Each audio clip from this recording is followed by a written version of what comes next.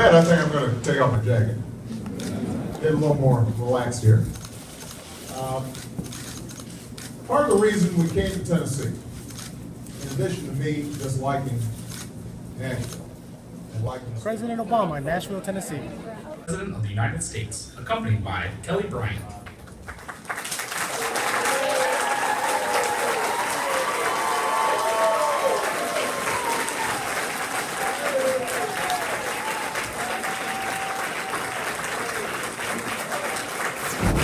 I am truly, truly honored to welcome him here to our great city of Nashville, Tennessee. Ladies and gentlemen, our President, Barack Obama. Call on folks. The only rules I'm going to lay down are when you raise your hand, if you can wait, are there microphones in the audience? So wait for a microphone so we can all hear you. And I'd like you to introduce yourself. And I'm going to try to make sure that we go boy, girl, so that it's even. Okay? All right, we're going to start with this young lady right here. You get a microphone right here? So remember to introduce yourself.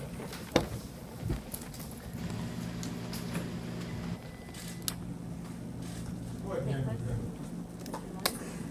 Sometimes we tell our folks to hang on to the mic because people keep it for too long. But this looks like a pretty well-behaved group, so go ahead and hand it the mic. I'm Jackie Schrago. I'm a Tennessee volunteer enrolling people in political care. Thank you. Thank you. We live in a city with a lot of healthcare companies and a lot of great medical facilities who can take advantage of some of the things you mentioned about what do you think ordinary people who are volunteers or ordinary citizens can do to help make our healthcare system and our health insurance system better? Well, first of all, I want to thank you for volunteering because so much of our challenge these first couple of years that we got this started was just getting people information because there was so much misinformation out there. So, for example, a lot of people don't know that through the exchange, through the Affordable Care Act exchange plan, there's an enormous choice of plans. And Tennessee actually is benefiting from some of the widest range of choices. Now, that's true nationwide. So part of our goal here is just to give people good information. And in fairness to folks, look, before I started tackling this whole healthcare thing, when I got a job, I didn't really pay attention to healthcare benefits. You go to the job, somebody from HR hands you a form and says, here, fill this out. And they tell you, well, you need to choose from 2 or 3 plans, and you kind of ask them, all right, well, what do you think? They tell you, well, that one's pretty good. You sign up for it. Most of us don't spend a lot of time thinking about health insurance until we get sick, unfortunately. So getting people information, I think that's something that is really helpful when it comes from neighbors, friends, co-workers, your church, because you have more trust. Sometimes people don't always trust what they see on television, especially on something that became sort of political football. I think the other thing is for citizens to share their stories of how it's helped them, not only with their friends, neighbors, co-workers, but also with their state legislators and with their governor, and writing letters and letting them know that this is helping people. It makes a difference, so that they then recognize that this is an important need and it's worthy of support. And then you also got to take care of yourself. But you look really good, so you're obviously getting exercise and eating right, and, getting regular checkups, all that good stuff, because that's helpful as well.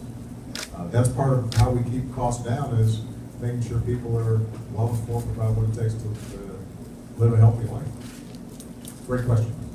Good. All right, it's gentleman's turn. This guy right down here. He's got a good-looking beard. All right, hold on a second. Let's get that mic. Like I said, you just pass it down. It is an honor and privilege to be here, Mr. President. My name is Kenneth Woodward. I live in Pikeville, Tennessee. It's about 50 miles north of Chattanooga, and I'm here representing the 280,000 people that is uninsurable in the state of Tennessee with the Insured for the Insured Tennessee Act. And what we need is, we've not got no insurance. We can't get no insurance. We don't make enough to pay for insurance, let's get insurance. And I would like to know if you are aware of this, or is there anything, movement or actions you can make on part of our problem here? Well, first of all, I appreciate your comments. There's something that can be done, but it's going to be at the state level. And I think that it's important for state legislators to get together and find a uniquely Tennessee solution to the problem. But understand the way the law was set up was that states would have the option of expanding existing programs like Medicaid. Then, even with the good work that's being done for people who are getting subsidies and purchasing insurance, you're still leaving a bunch of folks out. And here in Tennessee, that's probably a couple 100,000 people who could benefit if we really focused on how to fix it. Now, as I said before, Tennessee has a history of bipartisan, smart, state-specific efforts to expand health insurance. And I don't expect that what's good for Tennessee is automatically going to be the same as what's good for California or what's good for my home state, Illinois. But given the strong history of innovation in healthcare in Tennessee, and given the high quality of doctors and hospitals and nurses and networks that are here, y'all should be able to find a solution. And the federal government is there to help and to work with those states that are ready to get going. I will tell you, the states that have taken full advantage of all the federal options available, they have an even lower uninsured rate and a healthier population and more people signing up for the options that are available than those states that have not taken full advantage of those options. And that's just a fact. And it is unfortunate that getting this thing done got so political. Washington is kind of a crazy place. But that doesn't mean every place has got to be crazy. So,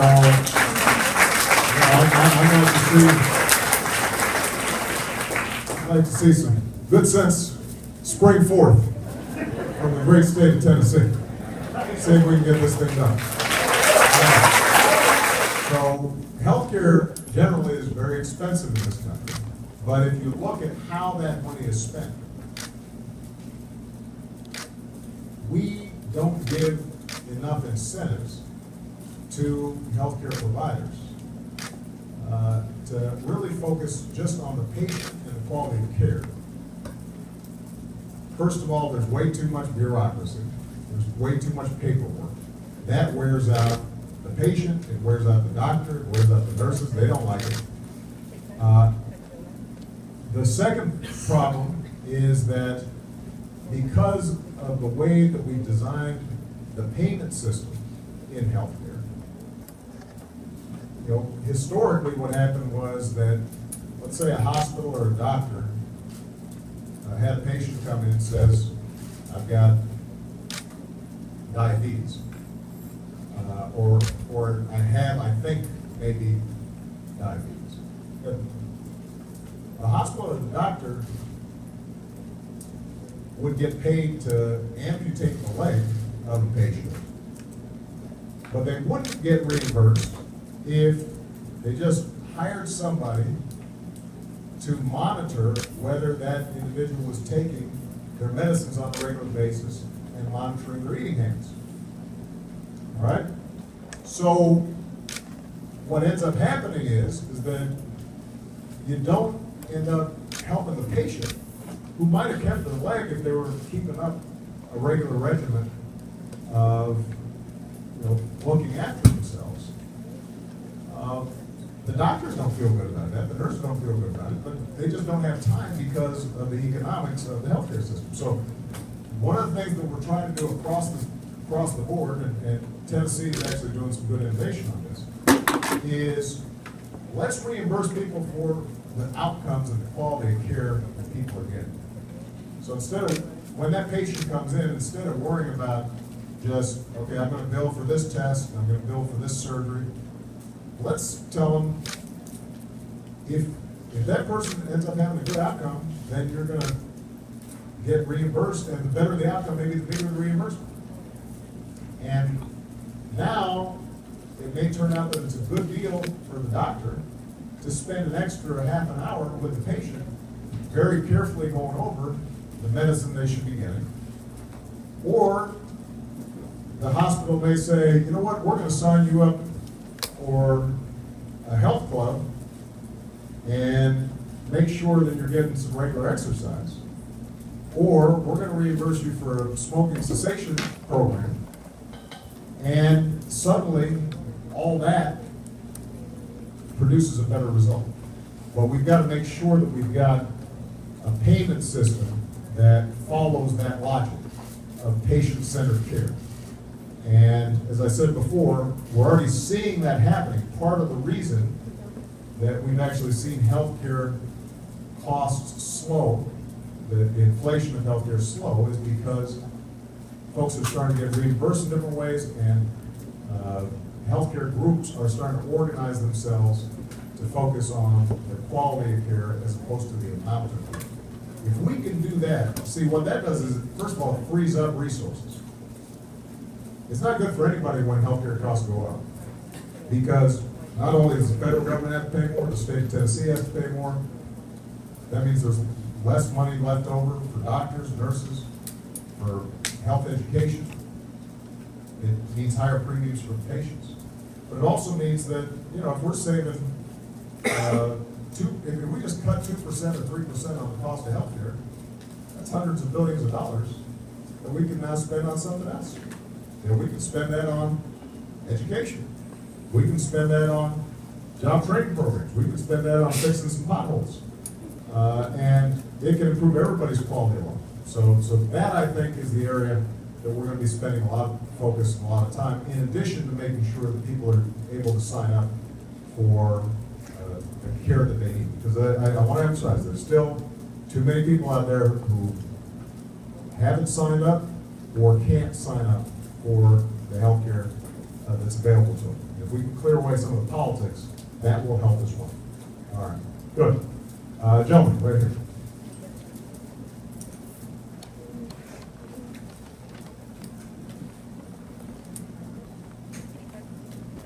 Mr. President, my name is Eric Brown from Nashville, Tennessee. I work for Children's Defense Fund, a small global congregation here. My question is more for veterans when it comes to healthcare. I have a family member is a veteran. She would like to have a female doctor. She's been rejected about it 2 or 3 times. I just kind of want to hear more of your thoughts on that. How would it help her to get the healthcare that she needs, but also have the safety that she needs for as well? Okay, well, as most of you know, the VA system is an entirely separate healthcare system from the private sector healthcare systems that most of us use. Here's a basic principle. If somebody's wearing the uniform of the armed services of this country and sacrificing and putting themselves in harm's way to protect us, we've got to give them good health care when they come home. We've got to make sure that they get the good health. Now, the good news is that the overwhelming majority of veterans are very satisfied with the health care they receive once they get into the system. The bad news is that because a lot of the processing and systems in the VA system are outdated, sometimes it's taken a long time for folks to get into the system, to get an appointment, to make sure that they've got a doctor that they're comfortable with. There are areas where there's still shortages, for example, in mental health. With a lot of folks coming back with PTSD, there haven't been historically enough mental health services provided for our veterans. So, my Secretary of Veterans Affairs, Bob McDonald, who is a former who's a veteran himself, but also a former CEO of Procter & Gamble, so knows about big companies and big operations. He's really been doing a good job in revamping how the VA system is organized generally.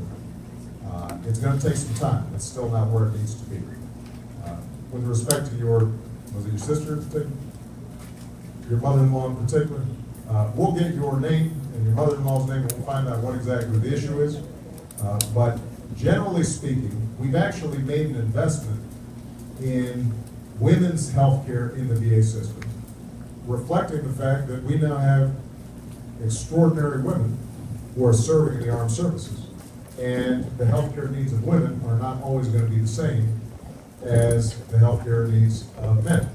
And so we've actually been trying to boost the kinds of specialties and training that are needed to provide healthcare to women, or women veterans. We've been expanding that.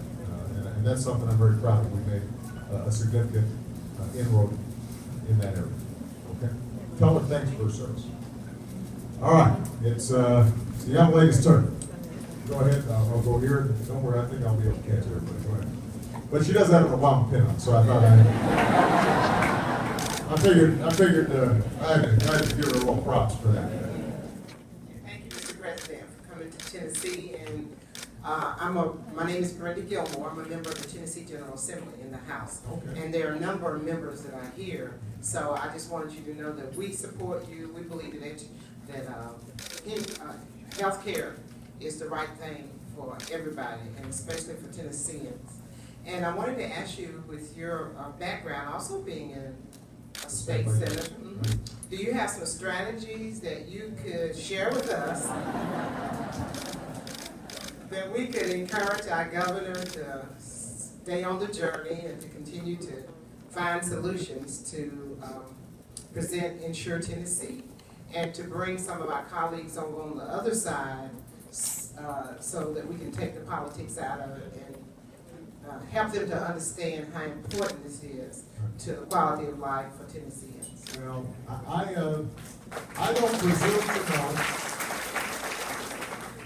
don't presume to know as much as you do about Tennessee politics.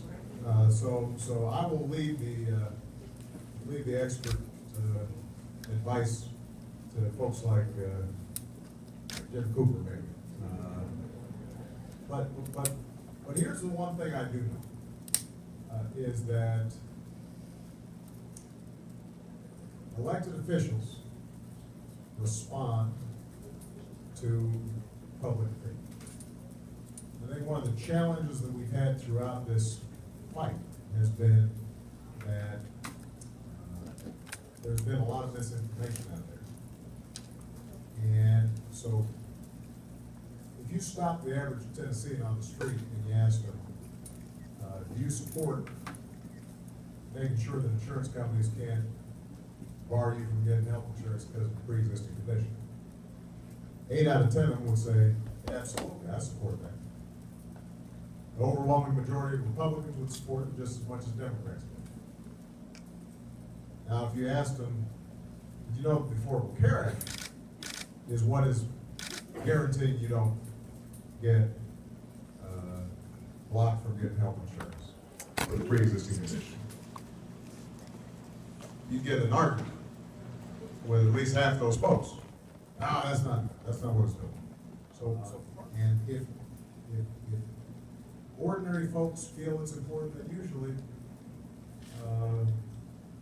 elected officials start responding. I think the other thing to emphasize, which I know you're already doing, is recognizing that not every state's the same, and that the truth is that there are a lot of different ways that states are approaching this problem. And if everybody will just acknowledge that people should get health insurance. Right? That they should be able to get affordable care when they need it. If that much is acknowledged, that base principle, then you can say to them, okay, here's our ideas for how, in the marketplace and getting subsidies from the federal government. That was originally a model that was embraced by Republicans before I embraced it. It's the model that Mitt Romney signed into law in Massachusetts. It's the model that conservative organizations like Heritage Foundation thought were a good idea. So my hope is that maybe now we can return to,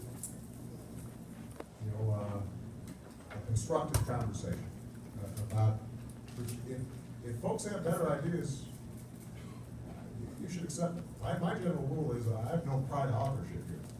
I just want to make sure Kelly got health insurance. I want to make sure Thomas got health insurance. I want to make sure that the other gentleman gets health insurance. And if there's a better way of doing it, let me know. But it turns out that it's hard, so,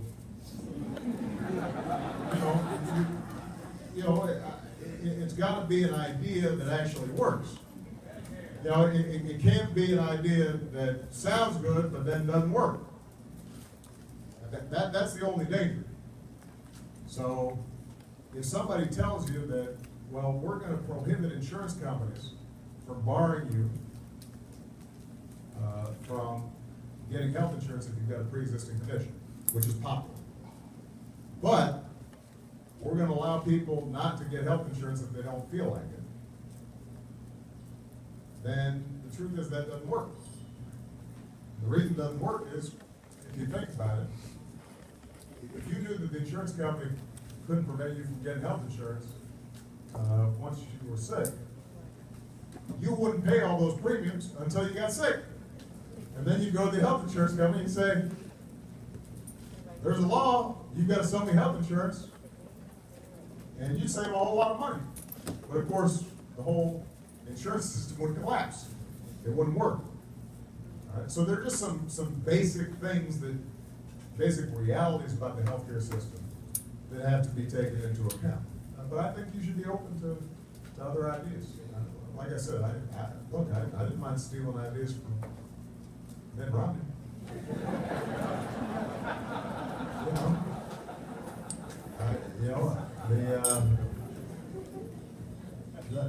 The bottom line is what works. What works? And if Republican legislators have better ideas, they should present them. But they have to be realistic. They have to be meaningful. So, okay, apply to people who are not here legally. And that's the law. So that's another example of, there's a lot of misinformation about this. The law says that if you are undocumented, if you're not here legally, you can't benefit from subsidies and the program that we've set up. The real answer to your question is, why don't we have immigration reform so that people who've been here a long time, who are otherwise law-abiding citizens, who oftentimes have children who are U.S. citizens, who are contributing to the society, and are willing to pay their dues, pay taxes, get a background check, why don't we give them a pathway so they can be legal? If we do that,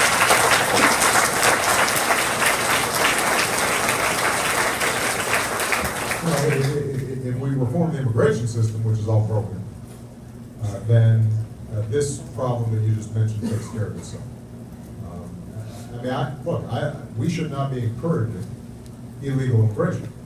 What we should be doing is setting up a smart, legal immigration system that doesn't separate families, but does focus on making sure that people who are dangerous, people who are gangbangers, or criminals, that we're deporting them as quickly as possible, that we're focusing our resources there. So we're focusing on a strong border. We've made improvements on all those fronts, but we could be doing even more if we had immigration reform. And we almost got that done. You know, we had a bipartisan bill come through the Senate that was very smart and was well crafted. It wasn't exactly what I wanted, but it was a good compromise among a lot of different ideas. The House of Representatives declined to call it to a vote, even though I think we had a majority of members of the House of Representatives who would be willing to vote for it. I've taken some administrative actions to try to improve the system. For example, us not deporting some young person who grew up here, had been here since they were 3 or 4 or 5 years old, brought here by their parents, hadn't done anything wrong, or going to school with our kids or friends with our kids, and suddenly, in some cases, didn't even know that they weren't citizens. And then they're 18 years old, and suddenly they can't get a college scholarship because it turns out they don't have the legal documents. And I said administratively, you know, that's not who we are, to just send those kids back. Where, in some cases, they've never been to the country that their parents are from. Don't speak the language. What do you mean we're going to send them back? Some of them served in our military. So we've done a lot administratively. Ultimately, though, to really find a full solution to the problem, we're going to have to get congressional action. And I suspect this will be a topic of conversation during the upcoming presidential campaign. I should note, by the way, that Michelle is very happy that I cannot run. That is good for the health care of our family.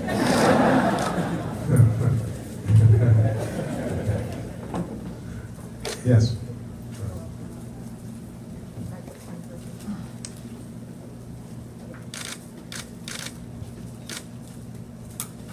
Thank you, Mr. President. Marion Hurst from Mount Juliet, Tennessee. And thanks to the ACA, I was able to retire and still get health insurance.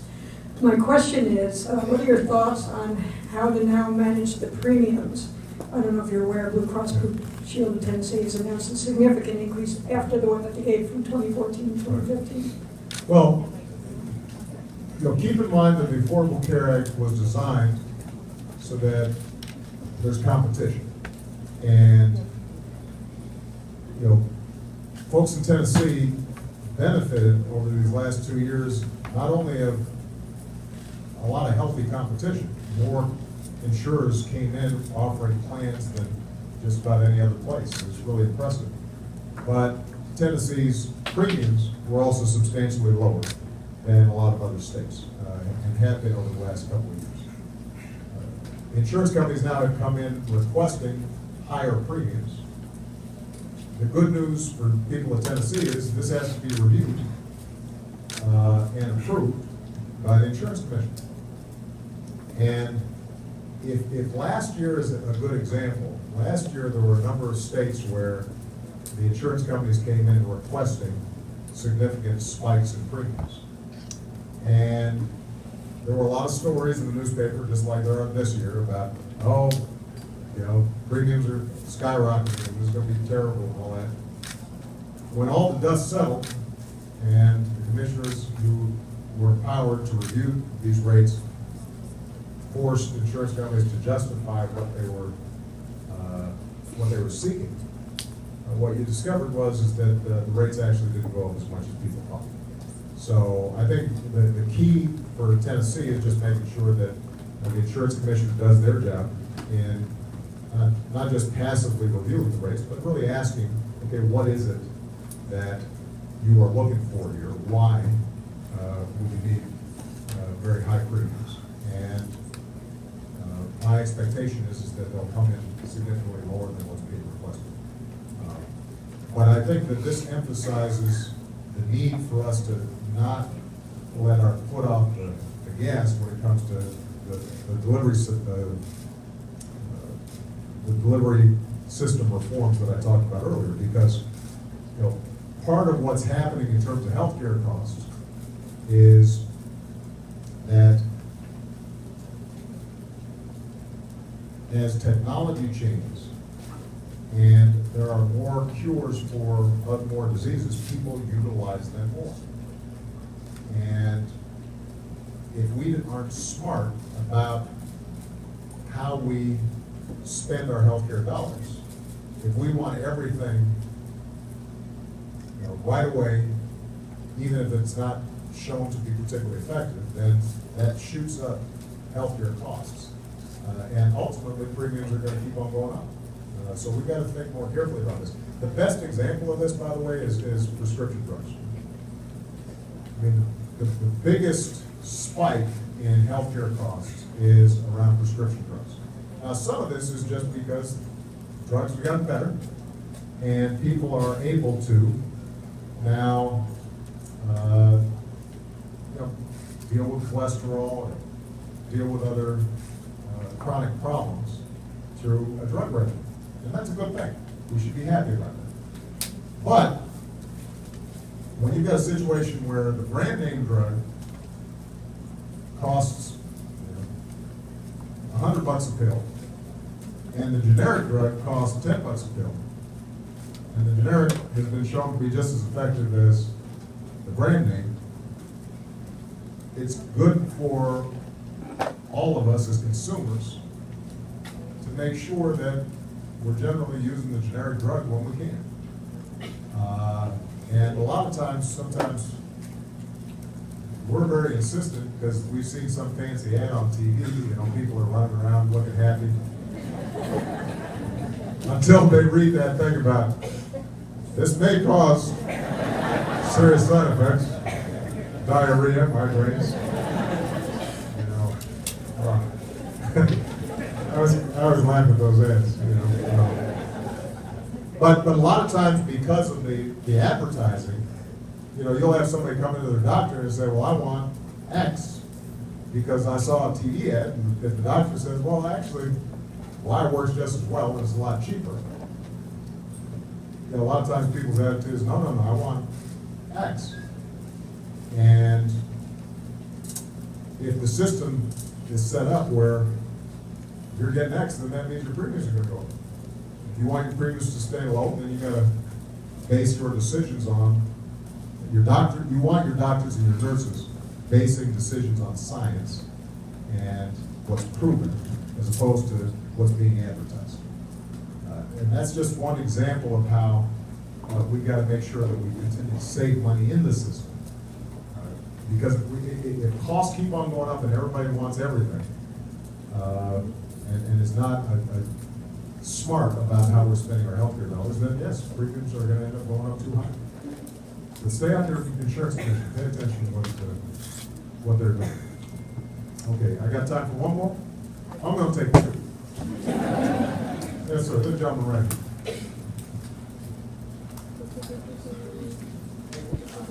Here you go.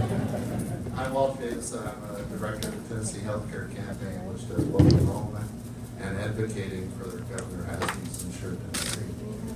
It's wonderful to hear the success stories here, but here in the South, we need help from the government and from supportive institutions to talk about the people being left behind.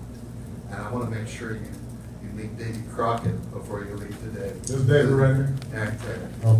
Over there with the Tennessee Justice, and there are important stories about the people who are left out because of decision by legislators.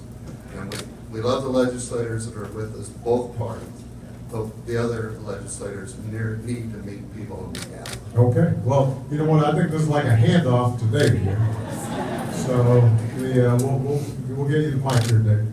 Hold on one second. Is your name really David Crockett? That's a cool name. But you don't have a beaver cap.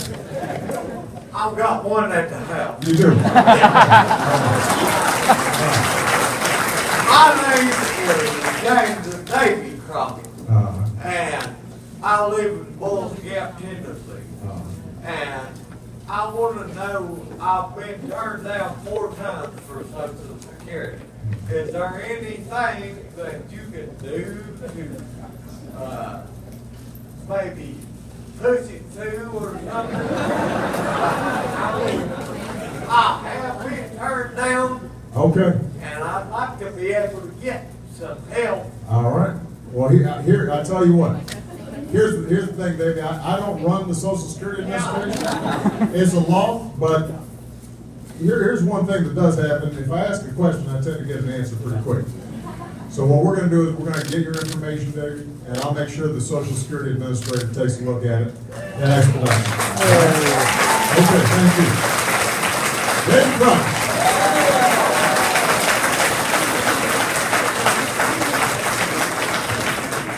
Y'all remember that TV show? Actually, a lot of people are too young here. Davy. All right.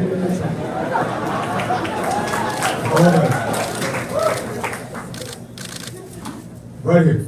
This young lady is going to get the last question because she wrote me a letter, and you know, when people tell their stories, that reminds me of why I'm doing what I'm doing. Thank you, Mr. President. My name is Margaret McAtee, and I'm a retired teacher and school administrator for 38 years in the great state of Ohio. And I moved to Tennessee to be with my son and my grandchildren. My grandson Patrick said to say hi to you. Tell Patrick I said hey. The letter I wrote was after watching you make a speech to college students, and at the time, it was after the fact of the death of my son and being off of health care. Immediately after he graduated from Wright State University, and through the process of his illness and his death, how it affected me economically, and you know, paying Cobra and Neurogen shots, and in the context of being a school administrator, as hard as that might have been to me, it was worse for my kids at school, going through much the same thing, or worse, with no support system like I had, especially as we went through the economic downturn in the country, and being a high school principal and watching my kids be homeless and transient and mobile and much harder to grab hold of. And they would be into crime or stealing or whatever for survival on the streets, and they would show up at school, or they'd get off the bus and come down and say, Dr. McAtee, I need to go to the clinic, I'm sick. And so our little school clinics became their health care. And sometimes even their parents would come and say, hey, can you help transient, homeless children? We had a huge population of homeless children, and they kept my head on straight through the grief I felt in our family, because they're so compelling. You know, teenagers don't let you sit around and whine. They pull you forward into life. And my concern for the school systems in this country is for the massive health care issues that walk in the doors of school systems who don't have nursing care, who don't have clinics that are staffed, who don't have the resources, and many of the teachers in America take care of the kids out of their pocket. School cooks feed children, you know, swim them a little bit. I know for a fact that many of my kids only ate with confidence at school. It's one of the reasons I love Mrs. Obama in her promotion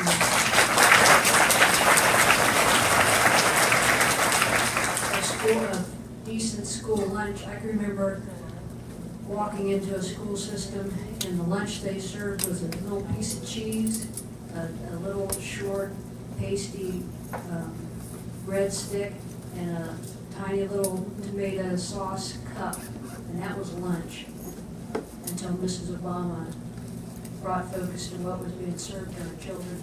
So the kids in the country who are homeless and deprived and transient, you know, as soon as a kid gets 15 or 16, it's hard to, they come and they show up every once in a while, or they go off and they bounce from home to home, or buddy to buddy, or situation to situation. They're the ones that I'm worried about falling through the cracks. And I'm worried about our school system and the focus that we spend more time and effort trying to get what we used to call in Ohio butts in seats to take tests, instead of seeing to their health care needs and their mental health care needs and support needs, so that we can wholly educate a child in the United States of America.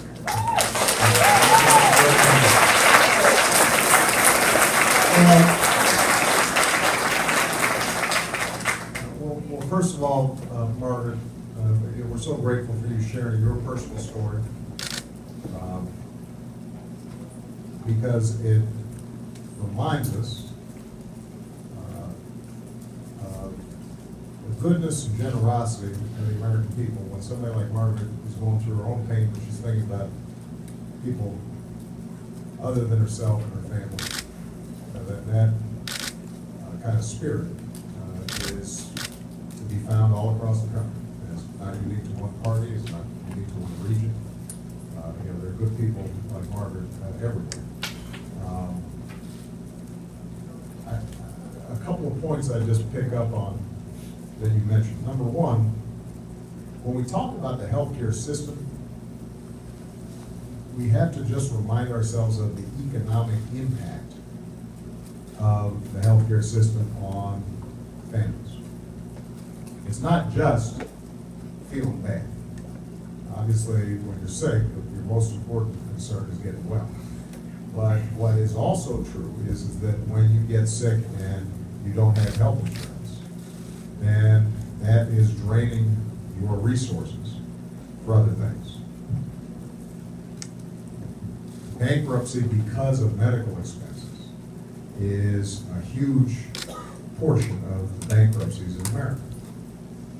When families, lose their house, or a parent has to stop working because of an untreated illness, or they miss too many days of work because they can never go to a doctor, and then lose their job or lose incomes from those days they don't work. That can send a household into a spiral. And then once a household starts breaking down because they lose a home, or they lose a car, or they lose a job, now suddenly you start having people in shelters and people on the streets, and that then affects kids, and then their capacity to learn, right? And you then create cycles of problems that are much harder for people to pull out of. So part of the reason that it's important for us to get this healthcare issue right is so that people have at least a stable base from which to then focus on all the other issues that they've got to focus on in their lives. And if we can, as I said before, continue to do a better job of providing high quality care to everybody, but in a more efficient way, then that will free up resources so that, for example, we can address the underfunding of schools.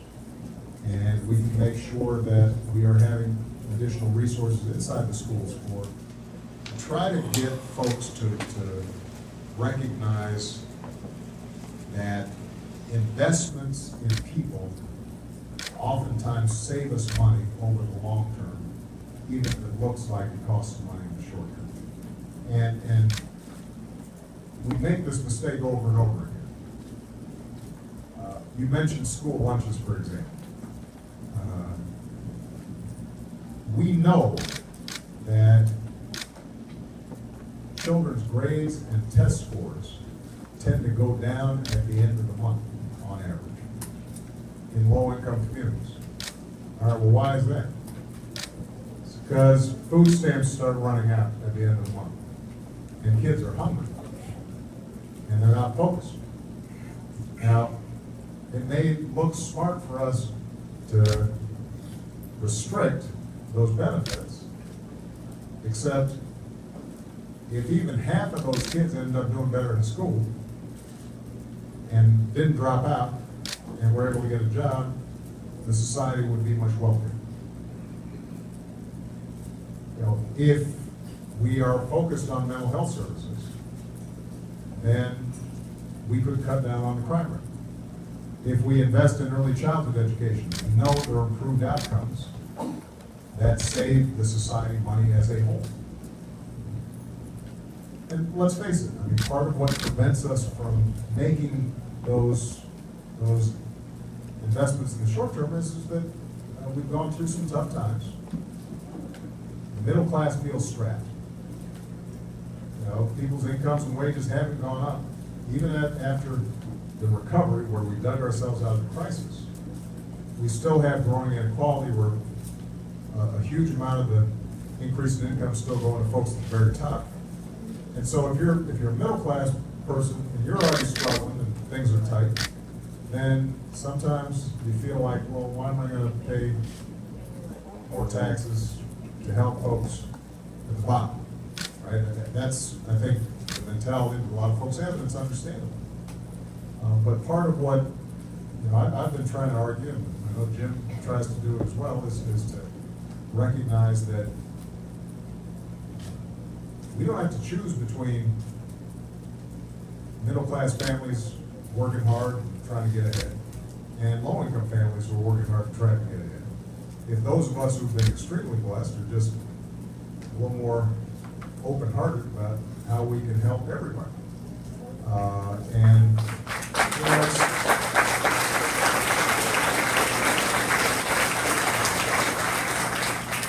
I would like us to just reflect the generosity of spirit that Margaret expresses. Because if we all had that generosity of spirit, if we all look at every child as a member of our family, if we think of everybody as part of a single community, then we can solve a lot of these problems, and it won't end up costing us more money. We won't necessarily have to pay more taxes. We'll just be spending in different ways. I mean, in some ways, healthcare is a good metaphor for a lot of the problems we have. We spend things on stuff we don't need, and we neglect the things we do. And we don't end up healthier as a result. Well, that's not just true for the healthcare system, that's true for our economy. You know, we waste a lot of money on stuff we don't need, and we underinvest in those things that will make sure that we have a healthy society. And politics oftentimes gets in the way.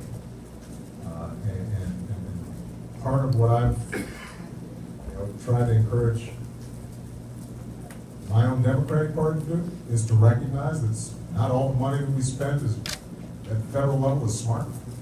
And some of it, some programs don't work, and we should end those when they don't work and be honest about what's working and what's not. But part of what I've also tried to do is to say to the Republican Party, open your hearts and think about the people here in Tennessee who are working hard, are struggling, and just need a little bit of help. And if we give them that help, it's going to pay off over the long term. This will be a stronger state. Employment will be higher. Folks will be paying taxes. Everybody's going to prosper. We're all in this together. That's what I believe.